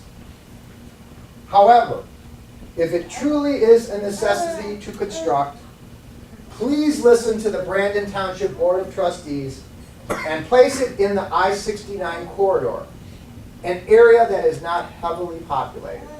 And it's from Gary Wall. That's cool. That's what you need to do. That's what, if you have supporters of this initiative, you should ask them to weigh in. This is a public comment period. You could live in California and comment on this. If I wasn't so tied down with a 7-week-old and a pipeline battle in Oakland County, I might search for, because I'm that guy that is a property rights guy, and I might try to weigh in on other infrastructure projects around the country. I know Spectra has its share. I mean, if you start Google searching pipelines and so forth, there's a lot of communities impacted by this issue. And with that, because I see it's 8:30, if I can open it up for questions, I'll do my best to answer. And Yeah, I'm just gonna build on what you said real quick over here. Yeah, well, you can just stand up if you want to in your place, or You know, one of the things we, speak up. just to build on what Jeff's saying, and he brought it up. Please state your name and where you're John from. Strong, I live in Brandon Township. but you're not on the pipeline. Huh? But you're not on the pipeline. I'm not on the pipeline. But one of the biggest things, just to build on what Jeff's saying, is the national security risk. Again, that's the explosion of what a 12-inch pipe did in Virginia. We're talking about a pipe 3.5 times that large. And just think about it, if you guys could shut the camera off for just a second. I don't want this on TV. Just think about the terrorist attack opportunities. And this is what I brought up at the commission meeting last week with IEDs and all of that stuff that's available online, how to make them online. These lines are not protected. There's no security on these lines.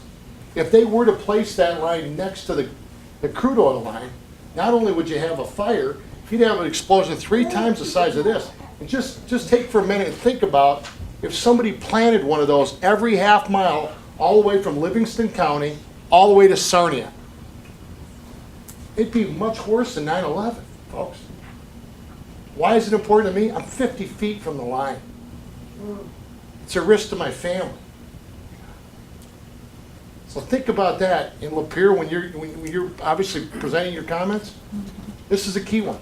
This is a real big key one. And I tell you what I found at the commissioner meeting, when you start to talk about terrorism and the threat of it, they listen. They listen immensely to me at the meeting last week. So I'm here to support you. Anything that I can do to help you. I know Jeff knows that. I'm here to do that. Just a few other pictures that I'll show you real quick. Again, just some of the damage. Here's one out in California. You can just see what it does. There's nothing left. Support that.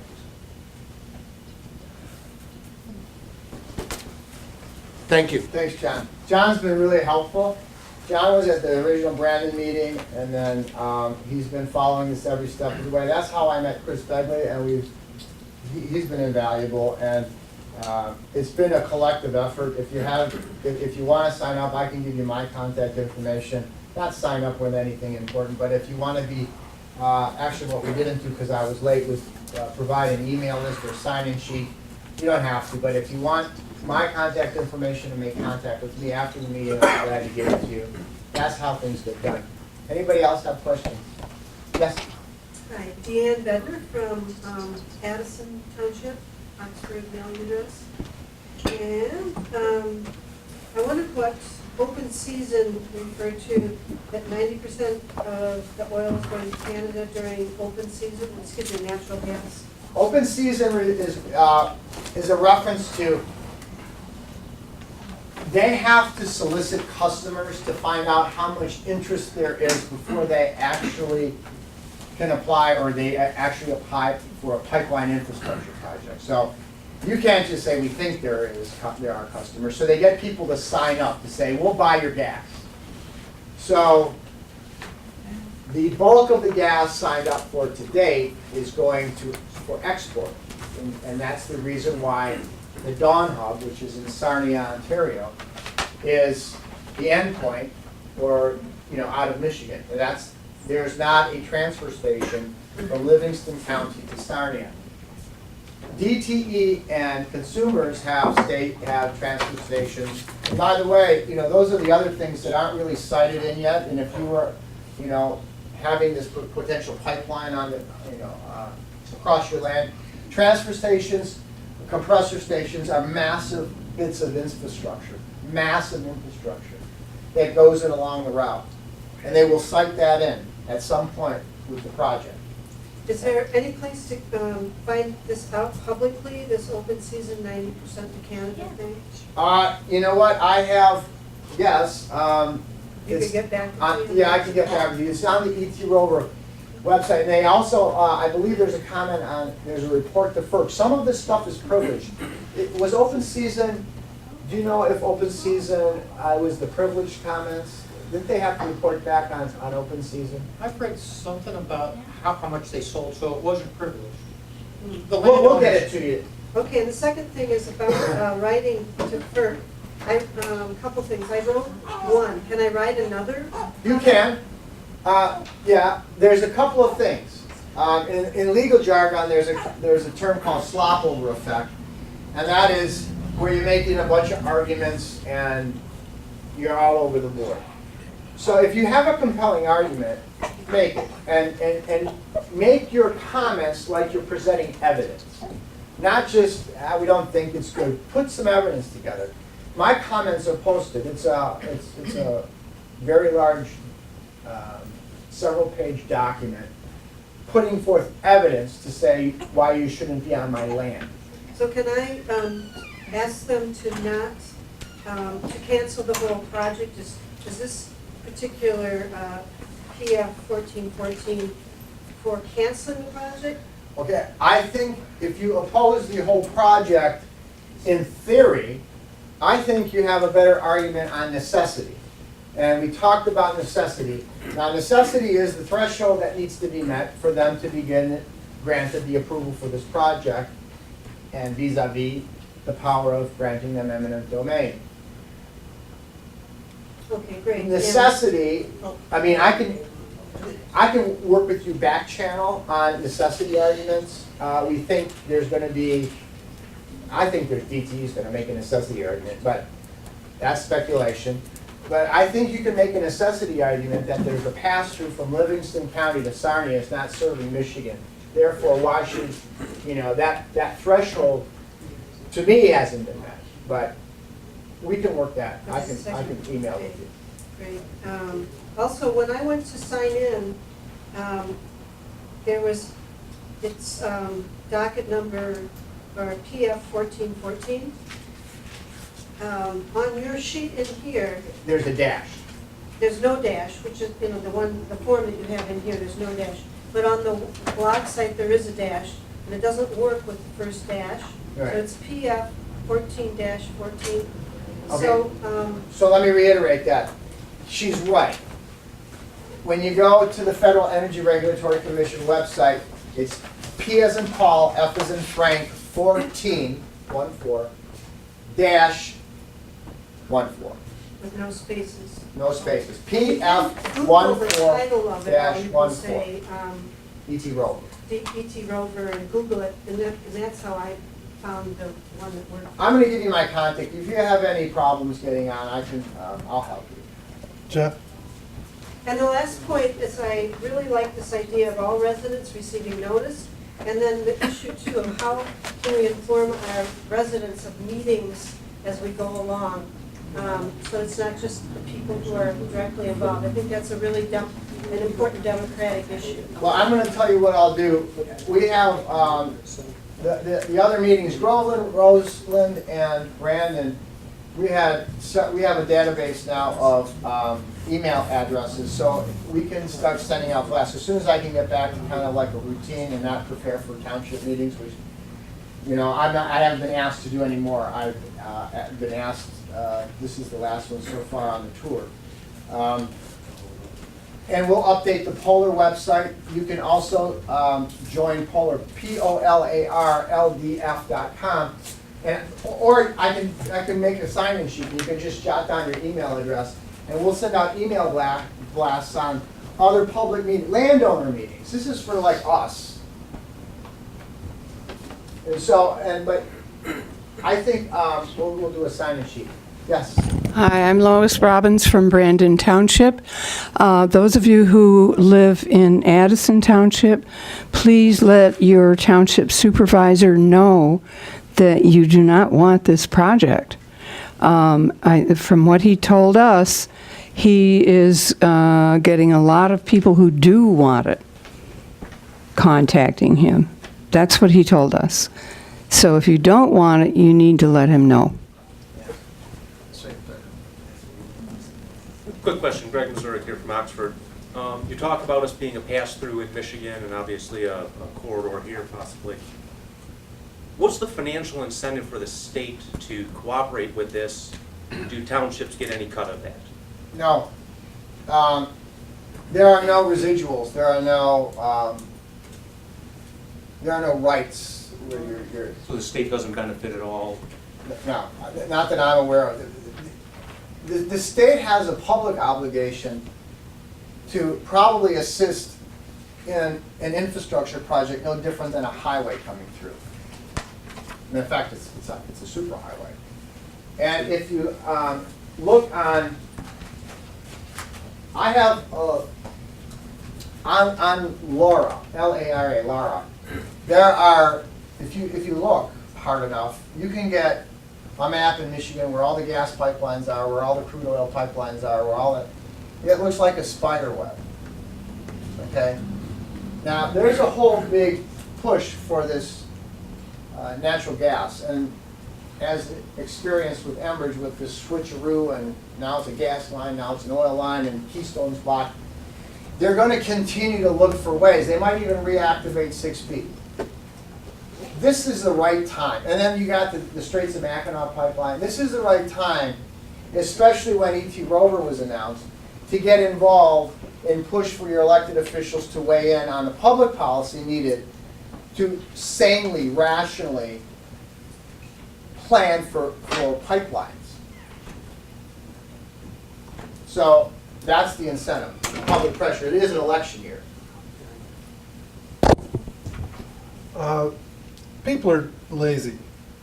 Would it be helpful for individuals to get a petition together stating, what, these people are going to be signing for, and have their neighbors?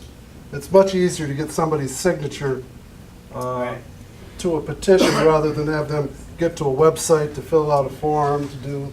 Would it be useful? Yeah, listen, that's better than nothing, but I specifically asked Kara Harris from FERC that question, and she says they don't, the agency doesn't weight a petition as heavily as an individual landowner. So even if you mail it in, even use the pre-printed form, then jot it down and scribble your name and handwrite it and mail it. Just put a 40-cent, whatever that is, forever, but 40-some cent stamp on it, and mail it. It'll have more impact. Even if you say listen, you could take one of if the Oxford people can take any one of those comments that I have listed, pick one. I have 7 pages of them. Pick one and just write it longhand and put it in the mail. What we're trying to do is create the record, because we don't want something going on crazy with Nexus. Let's say they need, they're using Vector. I don't trust any of these. I don't trust the process right now. I don't trust the process because that's the whole idea of the backstory. There was people in the early meeting, there was somebody, I support the pipeline. Whatever, I support it. But from an honesty standpoint, from an ethical standpoint, okay, it matters that they had a trunk line and then they said they didn't need it. And then 7 months later, they say they need it. And it matters that the guy who bought it was Enbridge, who is now the partner with DTE on the new natural. It matters because they have the power to take your land. That's why it matters. And that's why you need to file a comment. And that's why if you have neighbors, tell them to file a comment.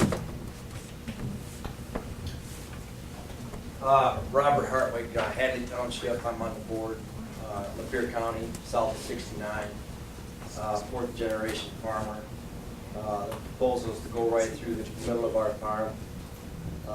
Simple things to some people, complicated things to me like tile, we're tile pretty heavy. If they go east and west across our farm, I'll cut every tile we got. Once they do that, there's not really a good way to repair those. I haven't talked to the laser guys yet as far as how they would go about it, but we talk about terrorists or whatever threat. What California just had a 5.6 earthquake. What do you think an earthquake would do to a pipeline? I know we all live with that threat. Nobody wants a pipeline in their backyard. Nobody wants a prison in their backyard. But I don't know how to stop big money, and that's what's controlling this. Big money. We've made them rich by out of necessity, buying their fuel at gas stations, et cetera, et cetera. Just don't get control of that. I don't know how to stop it. We can write in, we can make resolutions. Brandon did, you know, we're less populated. We're before they were going through Brandon or Oakland County. I need to talk to some people about how to write a resolution, what to have in it. That's just comments. No, listen, you're 100% right. The necessity argument, this is horrible. It's big money, and the backstory shows you that it's kind of, you know, I couldn't do that business. I couldn't, I don't care. I was happy when I got the 100 acres, until the pipeline came through. That was my dream. And I find it offensive that you have to, you know, start looking for the rattler that's extinct, and because you just don't want it there. That's why the argument, and that's why the suggestion of the elected officials need, you know, listen, how do you turn it? I'm a problem solver, I'm a businessman. How do you turn this garbage into something positive? You find a place where you can stick 3 pipelines, 42-inch pipelines, through a corridor, through an expressway, through a median, through some public right-of-way, one time for the next 50 years, and then we all know whether we should stay away from it. We all know that we'll leave it alone, and we'll all go on with our lives. Is that hard to do? They need to want to do it. And the only way they'll want to do it is if there's enough people. And, you know, to the, listen, Brandon Township, Rose Township, and Groveland Township, they were pretty forward. That's risky. And they checked the boxes. They said, first of all, Jeff, will you come in and give us the presentation? They gauged the reaction. It was an outpouring. Okay? They took it to their board. They agreed. I don't know their politics. It seems like there's a lot of typically conservative people that would generally otherwise be for some of this stuff, but they couldn't understand that a private company that was going to run it through as a pass-through was calling all the shots.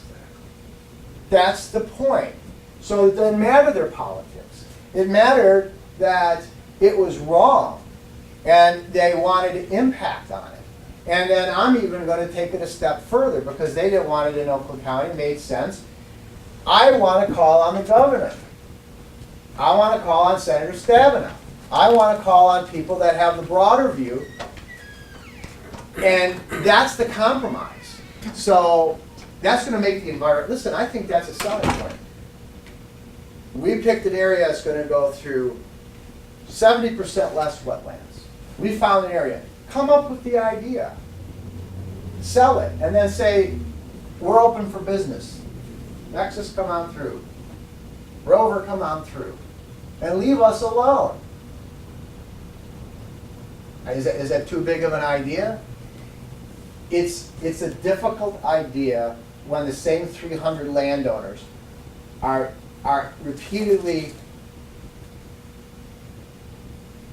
threatened with condemnation, because that's why the public doesn't generally talk about this.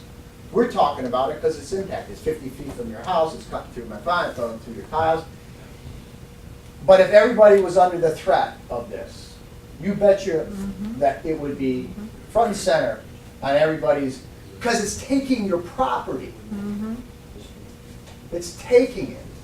So that's why, you know, maybe the next step to do this is to ramp up the efforts in the state. We think that the governor should be informed. Listen, Senator's office called me back, and I mean, she was on the phone with me, not the senator, but her aide was on the phone with me. It was a good hour. But I'm the president of Poland, and I had my. It wasn't just I didn't want it on my property. I was suggesting things. I was saying, listen to this. You know, now, I don't know, but if there's 5 or 10 other calls, she said she has had a lot of calls, and I'm hoping it's because we gave you the contact number of Senator Stabenow. Anybody else? I make one more comment also. You know, big money, you talked about that. Take a look around. I just checked on a couple of funds that I have my money in. Huge positions in Enbridge and Energy Transfer. So take a look at the companies that you are looking to get money from in some of your investment funds. They're the same companies that are the big money that you're fighting against. So make sure you're taking solutions as opposed to just opposing. Because, you know, we still need that big money to make the economy grow and go around. So saying, here's a solution, take it up to the 69 corridor, is a whole lot better, and they'll listen to you more than just opposing. Yeah, and that was what I was referring to back when you have environmental arguments, and then you have, you know, drill baby drill arguments, and you got, at the end of the day, they're running infrastructure. They're basically charting the path for the next 50 to 60 years. For my son, he's going to live in this infrastructure world, okay? You have to have the elected officials weigh in on this, okay? Because you know, I can't tell them where. I mean, we got the route moved. This is great. I thank God, but they need to then take that impact and then make it even a better impact, because it's a boom town with Alberta tar sands to the north, and to the east, the Marcellus Shale, which is the natural gas formation. It's a boom town. This is a time that it's just an abundant supply of domestic in Canada, and domestically we have resources. How they move it to market is part of the conversation. It cannot not be. Yes? Last thing. So as a homeowner, we can go online and make our statements. Correct. We can make some calls. Correct. Is there anything our township should be doing? What township? Oxford. We'll be doing something. What would be, I mean, because you mentioned Brandon and two other Brandon, that Groveland, have and Rose. created this resolution. You can make a resolution. And Kathy Thurman, the supervisor of Brandon Township, I know has been very forthcoming. Her resolution's on the website. Her resolution is available if you ask.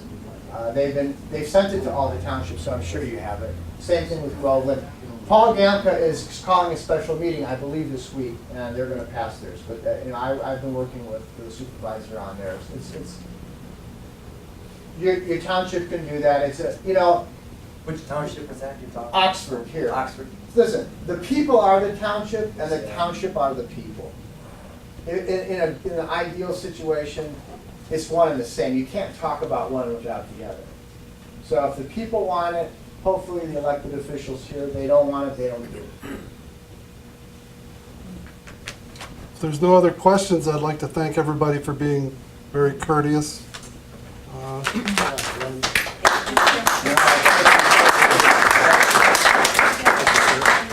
Is there any interest in putting a sign-in sheet together? So, would you like to get a hold of me? Sure. You can take that.